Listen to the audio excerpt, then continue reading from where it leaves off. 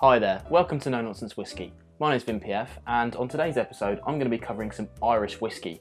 Now, I've been criminally undercovering Irish whiskey, and that's not because I don't like it, that's because I kind of don't really feel like I know enough about it to tell you guys about it. Well, I've done 3 in the last nearly 3 years, so that's 1 a year, really poor. In fact, I've done the Teeling single malt, I've done the Bushmills Black Bush, and I've done the Redbreast 12 year. And they were all in my first 100 reviews. It's been a long time since I've done some Irish whiskey.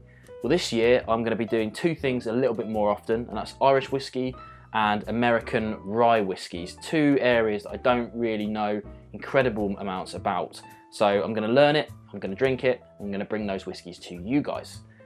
Today we're going right back to the kind of bare bones Irish whiskey, and that's the Tullamore Dew, and this is the original.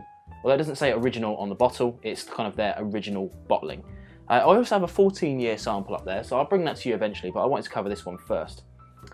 It's a 40%er, triple distilled, as a lot of Irish whiskey is, and this one here is really quite cheap in the UK. You know, I can pick this up on Amazon for less than £18.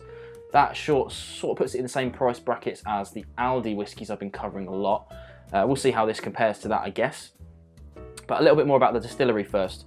Tullamore Dew. It's d.e.w. Now, those are initials for one of the previous owners, that's Daniel E. Williams. And it's called Tullamore because the first distillery that was under that name was built in the town of Tullamore. And we're talking like in the kind of early 1800s, 1820s. And eventually that distillery was closed down in the 50s, 1950s. Now, eventually that was sold across to John Powers and Sons. They still weren't producing at a distillery called Tullamore, but they were kind of eking away at their stocks. And eventually this was moved to the Middleton distillery in the 70s. So they've had quite a checkered past, but it wasn't until it passed on to William Grant and Sons. Of course, we all know William Grant and Sons. And in 2010, they built a new distillery on the outskirts of Tullamore and started making Tullamore whiskey again at Tullamore. Now, I would go as far as to say this is probably from that new distillery. I severely doubt this is any more than the 3 years and a day that Irish whiskey needs, but who knows, you know. So as I said before, this is triple distilled. It's actually a blend, so we're talking about triple distilled in a pot still, but it's a mix of single malts and single grains in the same distillery put together. So they can't call it a single malt or a single grain, they have to call it, I suppose they could probably get away with single grain, right, but they call it a blended whiskey anyway. But it's got a mixture of ex-bourbon and ex-sherry casks in there. That was a lot of information, more information than I usually give in my videos, but because I've been so understudied on kind of Irish whiskey in general, I wanted to give this a little bit of an intro. So if you're new to Irish whiskey, same as me, you know a little bit more about it. If you know all about Irish whiskey, then I'm sorry you sat through that, but thank you for watching anyway. Let's get on to this whiskey and see what we're dealing with, because triple distillation, right? So it's 3 times in. It's allegedly to bring up an even lighter character. So we're talking about even more of those kind of really light characteristics are getting through there.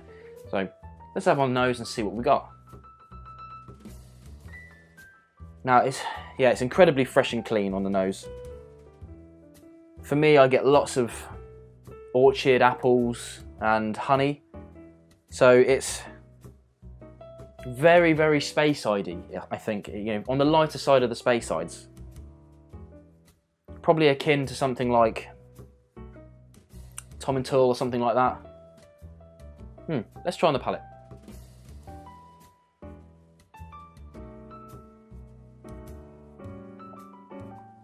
So initially, very little goes on. This is when it first is washing over your tongue.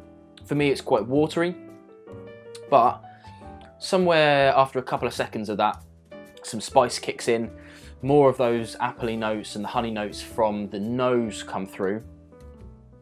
But it's also a little bit spicy. There's some peppery, spicy notes to it right on the end.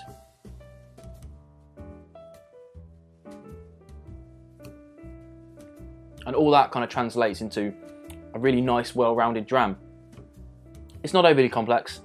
I don't think anybody would expect it to be, but, you know, like, something I could compare this to, really. I mean, not in terms of flavour, but its price point is so low that it has to be included when you're thinking about scoring this or judging it or anything.